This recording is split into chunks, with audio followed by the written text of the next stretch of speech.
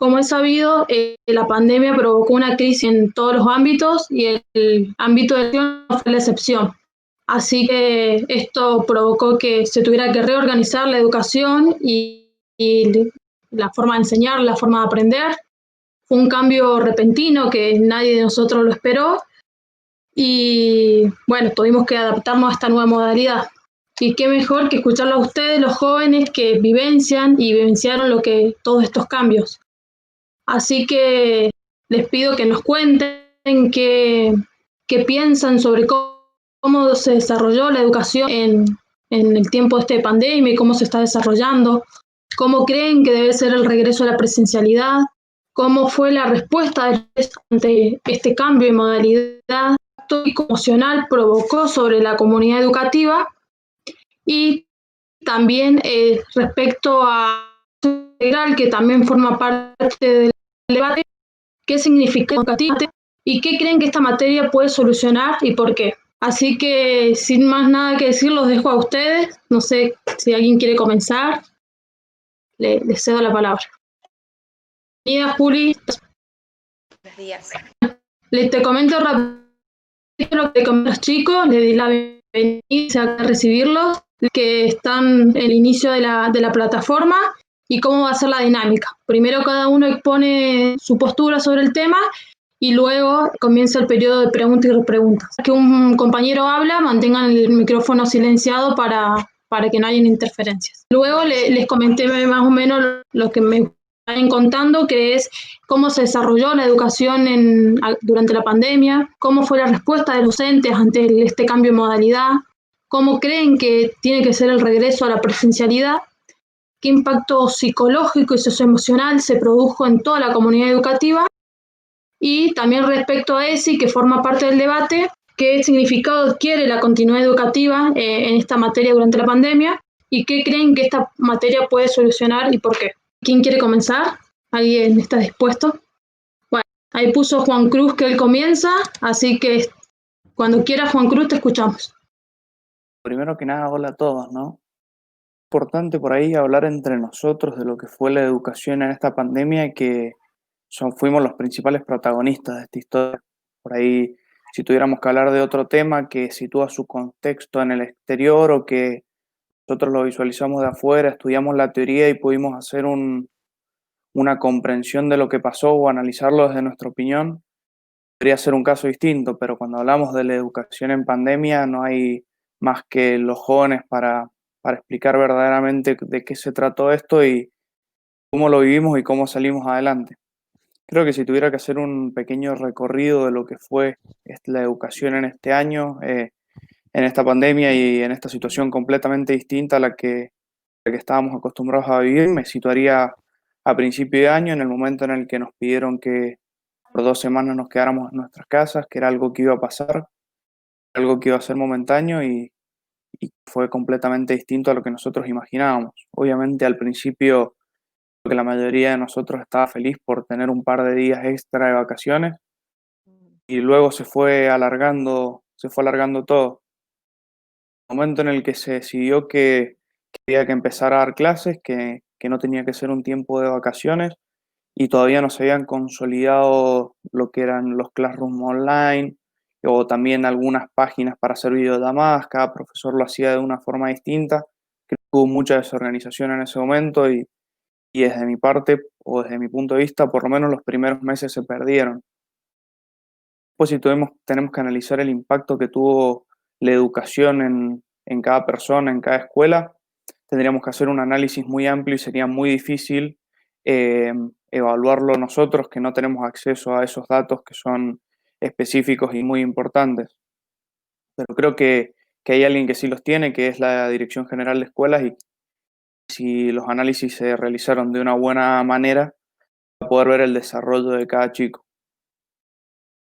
Si tenemos que hablar de lo que es el impacto psicológico, si bien había muchas personas que les costó y me incluyo en eso porque por ahí es mucho más difícil hacerlo a través de una pantalla, mucho menos entretenido, da menos lugar a lo que son las cosas divertidas porque se cierra en la seriedad, incluso muchos alumnos no estaban en las clases, sino que principalmente o apagaban las cámaras o apagaban los micrófonos y no participaban, y terminaba siendo un monólogo del profesor.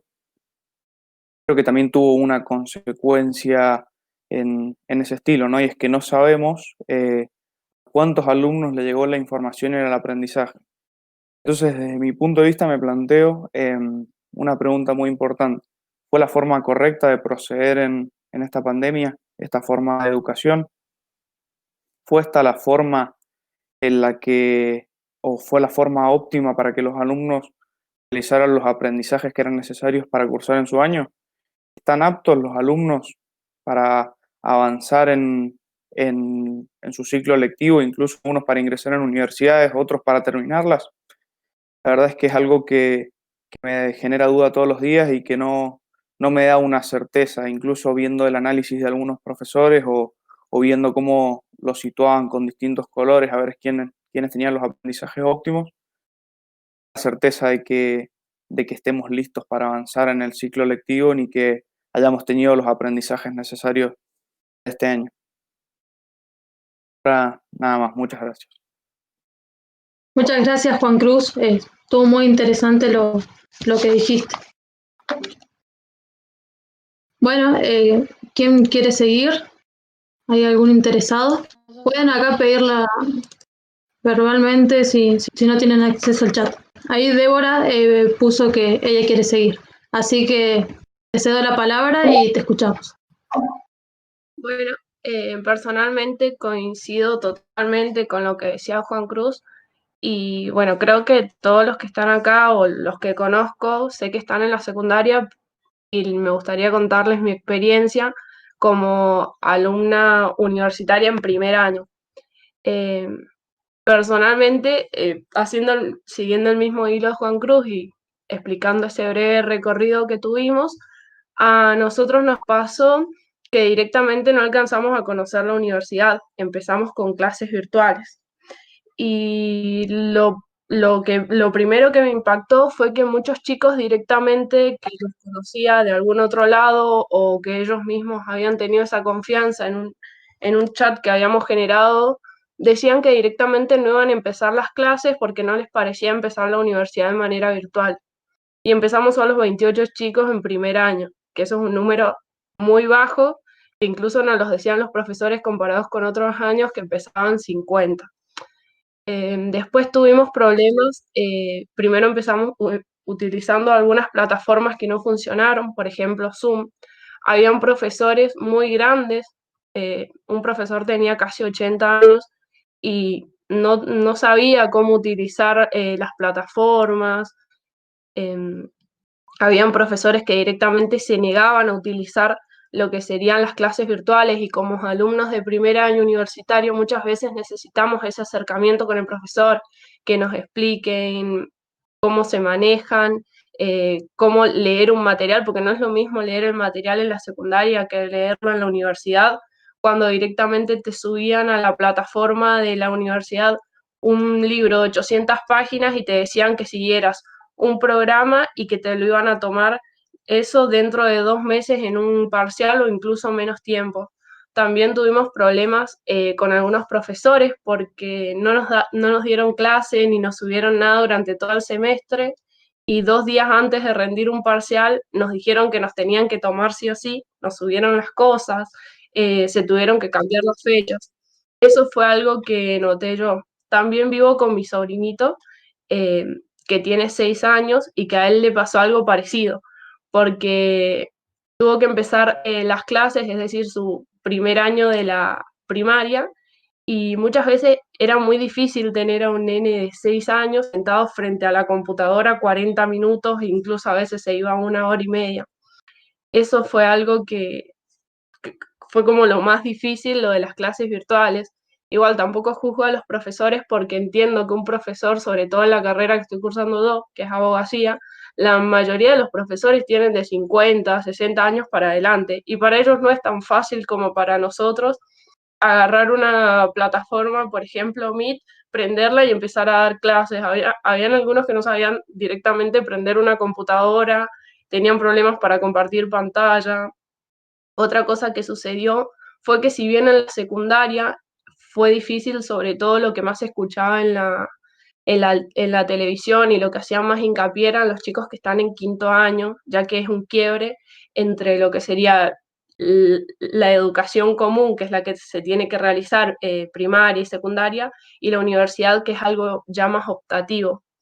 Pero en la universidad lo que yo noté fue que se faltó ese apoyo con los chicos de primer año que les debe haber sucedido también a los que están realizando el pre. Así que bueno, esa era mi experiencia y lo que les quería comentar. Gracias, Débora. También muy buena la experiencia y que podamos también conocer lo que vivió cada uno, que somos los protagonistas de esta educación en tiempos de pandemia. Le doy la palabra a Juli Casado, que recién la pidió, así que te escuchamos. Bueno, primero que nada, buenos días para todos. Creo que este 2020 para la mayoría de los estudiantes, sobre todo los que estábamos en el último año o el penúltimo, creo que teníamos otras expectativas, esperábamos otras cosas, pero bueno, esta pandemia, el COVID, trajo consigo un montón de cambios en los paradigmas, en los cuales se incluyó la educación, el cual fue el primer sector que entró, que mandaron a cuarentena, y seguramente sea uno de los últimos que vuelva a la normalidad, ¿no? Con respecto a eso, creo que no estaba preparado totalmente para una educación virtual. Creo que hubieron muchos deslices al principio, fue complicado, pero a lo largo del tiempo, a lo largo del transcurso de los meses, se fue acomodando gracias al esfuerzo de la comunidad educativa. Esa adaptación no hubiera sido posible si como alumnos nosotros no hubiéramos estado dispuestos, más o menos, a conectarnos a las clases, a responder. Familias, si no nos hubieran apoyado en todo este tiempo, porque es complicado a veces convivir todo el tiempo, estar todo el tiempo en nuestras casas, conlleva, ¿no? Y también de los docentes, yo creo que el mayor esfuerzo viene de parte de ellos, que han hecho hasta lo imposible para que los conocimientos y todo llegue a cada uno de nosotros. Y eso lo digo porque soy hija de docentes y he visto cómo han tenido que adaptarse, han tenido que equiparse, han tenido que tener sí o sí conexión a internet sin ningún tipo de ayuda del Estado, del gobierno que lo garantice, ¿no? Ha sido todo del bolsillo propio. Han tenido que trabajar el doble de horas, quizás, por ejemplo, en horarios que no son los de los que estarían normalmente dando clases. Y también, bueno, capacitándose, han tenido que aprender algunos de cero, todo para llegar a nosotros, ¿no? Creo que al principio, bueno, como dije, fue un caos, y ese caos ha tenido, y va a seguir teniendo, yo creo, algunos efectos psicológicos, ya sea por estrés, creo que fue bastante estresante, yo lo viví así, y creo que compañeras también, y también el mental, ¿no? Y emocional que se ha producido durante estos meses, el estar aislado, el no estar en contacto, porque quiera que no, el ir a la escuela no solo es lindo por los aprendizajes, sino también por los momentos que compartimos, ¿no? Que se generan, y por ahí la mayoría de los recuerdos o las cosas que aprendemos realmente por las experiencias que vivimos. Así que bueno, y con respecto también, creo que eso es más a nivel personal, pero hay estudios que, según la UNICEF, por ejemplo, que garantizan que en otros sectores, otro tipo de vulnerabilidad, en las casas ha aumentado la violencia de género, las denuncias han sido mayores, distintos, no sé, aspectos negativos, ¿no? Que a la larga tienen consecuencias y generan heridas o manchas en lo que sería lo psicológico y lo emocional. Con respecto a lo que sería la vuelta, creo que todavía es bastante utópica la idea. Si bien es necesario, creo que volver a la presencialidad no asegura el aprendizaje. Creo que hay veces que hemos ido a la escuela y muchas veces no hemos aprendido o no nos hemos interiorizado con los conocimientos, pero sí garantizaría que sea accesible para todos aquellos que no tienen conexión a internet, que se les dificulta porque no tienen aparatos tecnológicos y diversos casos. también se pueden llegar a plantear dos escenarios, ¿no? El primero sería que haya una vacuna que llegue, por lo tanto, se deberían tener cuidados, pero no deberían ser tan rigurosos. Y si no, el otro escenario también es que no haya vacuna, que se decida volver, pero que los cuidados sean mucho más estrictos, lo cual es necesario claramente, que se conste con los elementos de limpieza, los controles de temperatura, y también creo que cada escuela es un mundo, por lo tanto, alumnos, el entorno donde se encuentre y la ubicación y distintos aspectos van a tener que tenerlo en cuenta y analizarlo de acuerdo a lo que crean conveniente, resguarde nuestra salud. Pero ahí yo veo algo controversial, ¿no? ¿No les parece que es como raro que está bien, yo creo, nos quieren cuidar, pero a lo largo de estos años hay un montón de otros aspectos referidos a la salud que no se han tenido en cuenta? Y sí, con esto me estoy refiriendo a las ESI. Por ejemplo, en mi experiencia personal, durante 4 años cursados presenciales, las clases de educación sexual integral han sido nulas o vacías de conocimiento de calidad. No nos han brindado las herramientas necesarias para llevarlas a cabo y creo que este año pueden imaginarse que tampoco fueron las óptimas, no, directamente no hubo. Y creo que ahí está bastante errado, ya que me parece que como jóvenes, como adolescentes y también los niños tenemos el derecho a recibir este tipo de educación sexual integral que va más allá de lo que pueda ser métodos de prevención, que es uno de los objetivos claramente para ya sea embarazos no deseados como enfermedades de transmisión. Pero también hay otros aspectos que se tienen que tocar, ¿no? La inclusión, la aceptación, la identidad, ¿no? Poder saber qué es lo que uno quiere, decidir, tener en cuenta hasta dónde ir y hasta dónde no. Hay muchas cosas que la verdad que creo que son necesarias y que no he tenido en cuenta y que me parece que también son importantes más allá de una pandemia por COVID. Creo que hasta ahí llega mi opinión y como para cerrar, me parece que esta utopía, esta incertidumbre que nos ha generado en este año, nos da a que se genere la resiliencia, ¿no? La capacidad de adaptarse a situaciones adversas y para ahí sacar aspectos positivos. Por lo tanto, creo que ahí está el desafío de las instituciones y comunidad educativa, ¿no? De poder sacar lo positivo y también mejorar en un futuro y estar preparado a una posible crisis. Gracias, Juli. Estuvo interesante y bastante completo lo que planteaste y también está bueno porque fue diferente a los que plantearon los otros chicos. Juli Foxel, ¿querés comenzar? Sí, muchas gracias, Noé. Y bueno, nuevamente bienvenidos a todos. Gracias por darme el espacio. Y como bien dijeron los que me antecedieron en la palabra, hoy vivimos en un contexto histórico que yo creo que nos ha alertado como sociedad, que nos ha permitido ver ciertos problemas que si bien ya existían antes de pandemia, se han profundizado.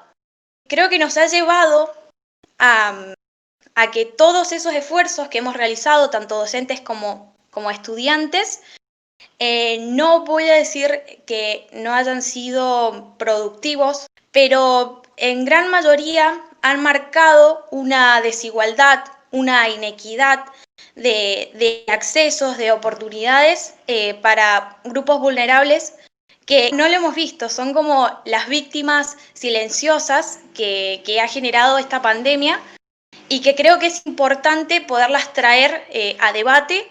¿Y por qué estoy diciendo esto?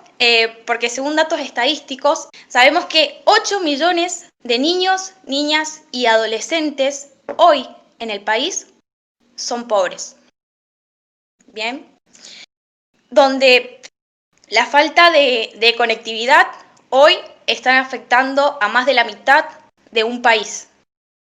donde 1 de cada 2 hogares son los que pueden contar con una computadora para poder seguir con sus estudios y sus tareas educativas. En donde solo 6 de cada 10 estudiantes son los que hoy pueden tener una continua interacción, una continua conectividad con los docentes, como también con sus tareas educativas. Entonces, ahí nos vamos también a ese 4 de cada 10 personas, que son aproximadamente 900.000 estudiantes, que hoy día tienen una baja o directamente nula conectividad a la educación. Y un dato muy desgarrador, solo 500 estudiantes hoy en día no tienen ni siquiera una vinculación para poder seguir con sus estudios. Entonces, ¿a qué me lleva a pensar a esto? Que hoy la inequidad educativa ya es un problema, ya existe y, como dije, se ha profundizado hoy más que nunca. Entonces, yo creo que nos plantea un poco la necesidad a nosotros como jóvenes activistas a que podamos también mejorar las políticas educativas o poder sumar a ello, de ver la educación no como un presupuesto más, sino como una prioridad que nosotros tenemos el deber de poder garantizar no solo a la mayor parte del país, sino a toda. Sabemos que esto ha sido un desgaste tanto físico como emocional para todos. Por eso creo importante, como dije, que podamos los jóvenes activarnos, poder generar un lazo intergeneracional con demás personas que están en el tema y que podamos trabajar en esto mismo, en las políticas socioeducativas para poder garantizar a todos una educación que se innove, una educación mejorada, porque como hemos visto y como dijeron los chicos, esto también nos llevó a decir no estamos preparados para enfrentar todas estas adversidades que hemos tenido, y creo es sumamente importante que entre todos podamos generar estas soluciones que estamos necesitando. Eso es lo que quería hablar, y más que nada que se tome en consideración aquellas personas que hoy en día no pueden tener un acceso a su educación, y es un año que perdieron, es un año que no aprendieron, y es un año que, bueno, nos ha golpeado a todos, a unos más, a otros menos, pero que es importante poder visualizar los problemas, poder trabajar en ellos y poder buscar soluciones entre todos. Así que bueno, muchas gracias. Bueno, ya cada uno planteó lo que había preparado, lo que pensaba sobre el tema. No sé si alguno tiene dudas o quiere hacerle alguna pregunta a otro de los participantes. ¿Alguna duda que le haya quedado? ¿Alguna pregunta que le quiera hacer? A mí me gustaría saber cómo ha sido la ESI en sus escuelas. Si han recibido, si ha sido de calidad, si no ha servido, tanto en los años anteriores como en este tan particular. Les cedo la palabra a los chicos si alguno quiere contar cómo lo ha vivido en su institución. Es una buena pregunta, ¿no? Si tenemos que hacer un recorrido general de cómo ha sido, creo que los primeros 3 años en nuestra escuela fue nula. Después se intentó el año pasado de alguna forma retomar con estas actividades, pero no se concretó. Creo que por ahí, al ser algo que se imponía a los profesores y que los profesores no lo hacían de una forma voluntaria, lo trataban de hacer en el menor tiempo posible o cuando les quedaba un lugar y no le daban la importancia necesaria que tenían estos temas. Creo que hay muchos profesores que tienen un concepto de educación errado, por lo tanto voy a remitirme al concepto para explicar mi punto de vista. El término educación refiere a la formación de adolescentes y niños, no solo intelectualmente, sino ética y moralmente. Por eso creo que es algo fundamental también recibir este tipo de educación. Y bueno, creo que no solo yo, sino todos ustedes recibimos una educación nula en este tiempo de pandemia, cuando tenemos que hablar de la parte sexualidad integral. No sé si hay estadísticas sobre esto, o creo que casi puedo asegurar que por lo menos en nuestro departamento o tuvo un impacto muy pequeño o prácticamente no lo tuvo.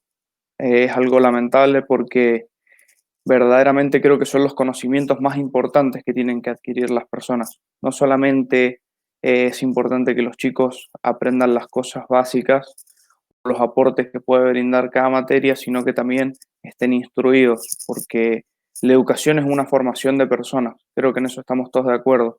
Y si las personas no salen aptas a los 18 años o a los 19 años cuando concretan sus estudios secundarios, no pueden dirigirnos el día de mañana. Y los chicos son el futuro, todos lo sabemos. Entonces, si nuestro futuro no está preparado, nunca vamos a progresar. Tenemos que remitirnos a las bases y replantearnos este sistema educativo y ver cómo realizamos desde el principio, desde las bases, refiriéndonos desde la educación primaria, ni siquiera remitiéndonos a jardín de infantes, y ver cómo no solo formamos chicos con capacidades intelectuales, sino éticas y morales.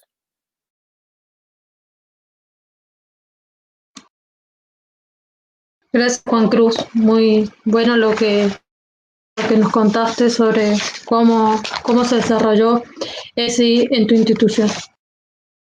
¿Alguna de las chicas? Dale, Débora, tenés la palabra. Bueno, primero cabe aclarar, creo yo, que fue una escuela religiosa, por lo tanto es de público conocimiento que en las escuelas públicas por lo general, que son las que más se promueve la ESI, que es la educación sexual integral, en las escuelas religiosas por lo general intentan mirar de costado o en lo posible esquivar estos temas. Tal como decía Tonchi, que pertenecimos a la misma institución, de primero a tercer año yo nula la educación que tuvimos. Después en cuarto año se nos dio una pequeña charla con una sexóloga que vino y bueno, fue un solo día e incluso hubieron algunos profesores que porque tenían prueba no dejaron salir a algunos alumnos. Ahí se pueden dar cuenta la importancia que se le daba a la educación sexual. Después en quinto año se nos armó un programa en el cual teníamos una vez por semana en diferentes horarios, por ejemplo en la hora de matemática, lengua, iba cambiando, que le tenían que dedicar medio módulo, es decir, 40 minutos. Se nos hizo comprar un libro que se llamaba Aprender a Amar, siempre basado en raíces religiosas, en las cuales tampoco decía mucho sobre educación sexual, sino decía mucho sobre lo que era el noviazgo, la institución del matrimonio, decías cosas que obviamente no se pueden traer a la realidad hoy en día de los jóvenes, como que también era un libro para, básicamente era como que nos trataban de ignorantes en algunas cosas también, y tampoco se llevó a cabo ese programa porque los profesores primero empezaron a decir que no llegaban con los contenidos, otros profesores cuando les hablábamos tipo, profe, tenemos que tal, el día 9, por ejemplo, tenemos que tener la clase de educación sexual. Habían profesores que incluso se sentaron con nosotros, nos hablaron y nos dijeron que no se sentían capacitados, entonces lo único que hacíamos era leer un poco del libro. Así que bueno, eso es para contarle básicamente cuál fue la educación sexual que tuve durante toda la secundaria. Y en primaria también me acuerdo que en séptimo grado yo fui a una escuela rural y si bien se le daba casi más importancia que en la secundaria, las profesoras siempre nos hablaban y les hacían hacer jornadas para eso, tuvimos para las chicas de séptimo y de sexto una charla que sí me gustó y que me interesó bastante y que yo cuando después fui a la secundaria pensaba que nos iban a dar también ese tipo de charlas porque me sirvió mucho, que era sobre todo lo que tenía que ver con la menstruación, el ciclo de la mujer, todas esas cosas que muchas veces es mejor darlo en las escuelas porque se terminan enterando, se terminan leyendo en alguna página de alguien que no tiene información, o muchas veces los chicos no tienen la confianza, ya sea con los padres o no tienen muchas veces un hermano mayor, o tampoco tienen la confianza para decir a los padres e ir a un doctor con ellos para que les expliquen las cosas. Entonces creo que eso también lleva a la gran problemática que tenemos en Argentina, la cantidad de embarazos adolescentes que tenemos, la cantidad de familias súper numerosas. No digo que esté mal tener muchos hijos, pero muchas veces esos hijos no son deseados y es por la falta de educación y la falta de comunicación también que hay de las escuelas para estos temas, que yo creo que sería lo esencial que las escuelas aporten en esto, ya que como decía Tonchi, la educación tiene que ser en todos los ámbitos, formarnos ya sea moralmente, formarnos educativamente, que es lo esencial, lo para que vamos, pero creo que los otros aspectos también son importantes para nosotros y que nos van a formar como ciudadanos el día de mañana. Así que bueno, esa era lo que quería exponer. Gracias, Débora. Está muy buena lo que nos contaste porque también son distintas realidades, distintas instituciones y también distintas trayectorias que vivimos cada uno. Cerramos acá y doy la conclusión. Les dejo ahí si alguien más quiere preguntar o argumentar algo.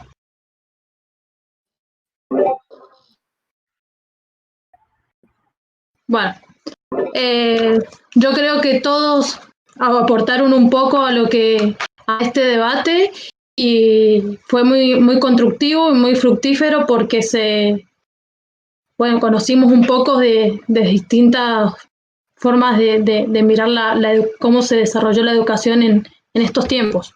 Todos creo que coincidieron en que nosotros somos los protagonistas de la educación y principalmente en este tiempo que vivimos, que al principio hubo mucha desorganización y es más, alguno nombró por ahí que los primeros meses fueron prácticamente que se perdieron y luego se fue organizando hasta poder que se pudo desarrollar un poco mejor la educación.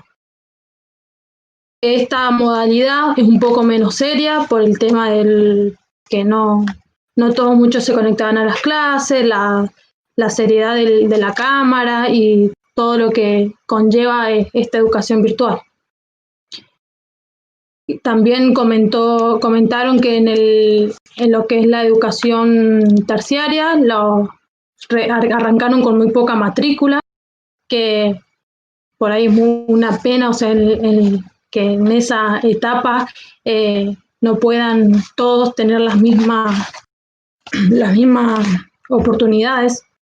Falta de apoyo a los principiantes de cada etapa, de la primaria, de la secundaria, todos los principiantes fueron que tuvieron poco apoyo para adaptarse. También coincidieron que el sistema no estaba preparado y que con el tiempo se fue organizando, con ayuda de los alumnos, docentes y padres. Tuvo un impacto psicológico, principalmente en el estrés que se vivió, un impacto también socioemocional sobre la violencia en las casas debido al aislamiento. Respecto a la vuelta de clases, nombraron por ahí que debe ser muy cuidadosa con los cuidados sanitarios, que es muy importante que tengamos esa seguridad al volver a clases presenciales. Respecto a las clases de ESI, son muy nulas, discontinuas y con pocos temas tratados en esas clases. Un aspecto positivo que rescataron fue la capacidad de adaptación que adquirimos. Un aspecto negativo fue la desigualdad, principalmente por la falta de conectividad que se observó en la mayoría de los ámbitos. Y cierro con algo que dijeron por ahí, que como jóvenes es bueno que nos involucremos, podamos garantizar una educación seria para todos y que no existan estas desigualdades que se pudieron observar en estos tiempos. Bueno, si alguno quiere decir algo, le dejo la palabra y si no, ya hago el cierre final. Así que... A mí personalmente me pareció muy bueno el debate, escuchar también las posiciones de cada uno de ustedes, ver cómo vivieron esta situación frente a la pandemia, cómo ha sido también esa mini explicación que hicieron del recorrido que tuvieron en la primaria o secundaria con la educación sexual, un tema que es de gran controversia hoy en día en Argentina y que también tiene muchos tabúes en torno a este tema para hablarlo sobre todo en las escuelas. Y bueno, muy contenta por eso y también me ayudó a conocerlos un poco más, ya que soy nueva en el grupo, entré hace poco y creo que ustedes se conocen hace más tiempo y que me encantaría volver también a realizar este tipo de debate y seguir compartiendo actividades con ustedes. Y que fue una pena que no se haya conectado más gente porque hubiera estado bueno. Bueno, Juli, ¿querés decir algo? Sí, bueno, por mi parte creo que ha estado lindo a pesar de, bueno, lo que dijo Deo, y creo que está bueno que tengamos voz, ¿no? Que podamos expresar lo que sentimos y lo que nos ha pasado, porque hemos sido los protagonistas, como lo han dicho varios, y creo que es importante y también sirve como para empatizar y decir, bueno, no he sido la única persona que ha estado así, creo que ha sido general la situación. Entonces, bueno, se pueden rescatar, como siempre, cosas positivas, siempre es lo que trato de hacer, ¿no? El año podría haber sido mejor, claramente, si hubiéramos estado en una instancia presencial, pero es lo que nos tocó y bueno, hay que seguir, es así. Y muchas gracias también por darme la oportunidad de poder compartir mi opinión con ustedes. Gracias, Juli, muy, muy cierto lo que decís. Yo también quería agradecer, primero que nada, muchas gracias a todos por estar y los que no pudieron estar, es una pena, pero la verdad que estoy muy contenta, el respeto y la altura con la que se manejó el debate. Creo que esto nos da una esperanza, sí, como jóvenes, de que podamos impulsar a más personas a que se incluyan en estos debates, porque siempre salen ideas, siempre salen soluciones. Así que volver a agradecer a todos por el respeto y por cómo se llevó a cabo el debate. Estoy muy contenta de poderlo haber realizado con todos ustedes. Un saludo grande a todos. Yo quería agregar, bueno, para cerrar, ¿no? Que el ambiente estuvo buenísimo, que se generó algo distinto y creo que pudimos compartirlo también. Quiero cerrar en la conclusión y que algo quede muy claro y no se pierda de lo que hablamos hoy. Para empezar, es reconocer, como dijo Juli, que muchos docentes y muchos alumnos hicieron un esfuerzo mayor para contribuir a la causa, pero también en no ser conformistas y en saber que hay muchas cosas para progresar, hay que avanzar mucho. Y si bien en estos últimos años se ha estado intensificando evaluar o enseñar en aprendizajes, en conocimientos, tenemos que intensificar la educación en valores y en la moral. Si los chicos no solo tienen que aprender capacidades en la escuela, sino que tienen que salir con valores éticamente y moralmente educados para afrontar una realidad y afrontar el día a día. Y que 4 de cada 10 chicos, que es esa cifra de 600.000 que nombró Juli Foxek recién, no tengan acceso a un año de educación, nos retrasa como país. Entonces, si bien hay que reconocer muchas cosas, también hay que hacer una vista hacia adentro, hay que aprender a ver cómo podemos mejorar esto, que no quede en nada ni ser conformistas porque algunas personas pudieron salir adelante, porque ni siquiera podemos decir que fueron muchas. Hay que volver a reevaluar todo, hay que analizarlo desde cero y tratar de que las clases vuelvan a la presencialidad del año que viene, si no, no vamos a poder avanzar nunca y siguen avanzando los ciclos lectivos, muchos van a terminar el secundario con 2 años nulos, que son los más importantes, si no se vuelve desde cero, mismo, a tener 6 de cada 10 chicos que lo lograron, pero 600.000 que se quedaron atrás. Y como país no estamos, o no tenemos la capacidad de asumir que dejamos a 600.000 chicos atrás, porque si no, no vamos a notar nunca un progreso, ni profesionalmente, ni como personas. Después y dejando de lado eso, muchas gracias a todos los que participaron. Creo que fue un debate muy lindo, hubo mucho respeto. Y gracias a los chicos que organizaron el debate de educación que nos dieron la oportunidad y lo hicieron muy bien. Bueno, chicos, muy lindo todo lo que han nombrado y lo que han concluido. Así que bueno, los felicito, les agradezco por haber participado y esperemos que podamos tener otros debates así como lo hemos hecho hoy. Así que sin más nada que decir, eso, los felicito y muy agradecida de que puedan haber participado.